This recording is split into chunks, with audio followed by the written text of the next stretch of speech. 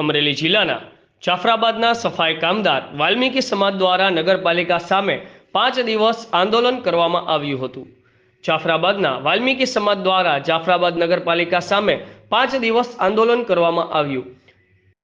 જાફરાબાદ નગરપાલિકા સામે આંદોલન કરી 3 માંગ કરવામાં આવી હતી। તેને ધ્યાને લઈ નગરપાલિકા દ્વારા 5 દિવસ બાદ માંગો સ્વીકારવામાં આવી હતી।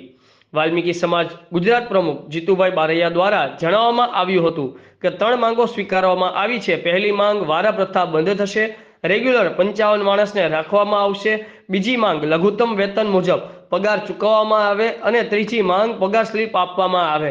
ત્રણેય માંગ નગરપાલિકા દ્વારા સ્વીકારવામાં આવી હોવાથી આંદોલનનું સુખદ સમાધાન કરવામાં આવ્યું હતું। બ્યુરો ચીફ ભગવાનભાઈ ભરવાડ, આઝાદ મીડિયા લાઈવ, જાફરાબાદ।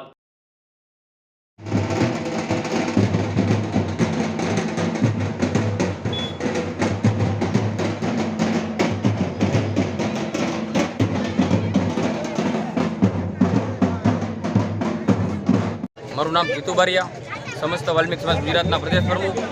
જાફરાબાદ નગરપાલિકા સામે 5 દિવસથી આંદોલન ચાલતું હતું અને અમારી મુખ્ય માંગ હતી કે જે વારા પ્રથા બંધ થાય અને રેગ્યુલર બધાને રાખવામાં આવે કાયમ માટે। તો 55 કર્મચારીને રેગ્યુલર માટે રાખવામાં આવશે, કોઈને વારા પ્રથામાં નહીં રાખવામાં આવે।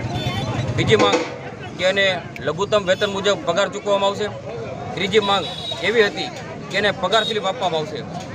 તો આ 3 માંગ નગરપાલિકાએ સ્વીકારી લીધી છે અને જ્યારે બોડી આવશે ત્યારે જે મહેકમ ખાલી છે, જે કાયમીની ભરતી કરવાની છે, તે ભરતી માટેની પ્રક્રિયા ચાલુ કરશે। તો અત્યારે જે કાંઈ અમારા પ્રશ્નો હતા તેનો સુખદ સમાધાન થયેલ છે અને અમારી માંગ સ્વીકારી દીધેલ છે। જય ભીમ।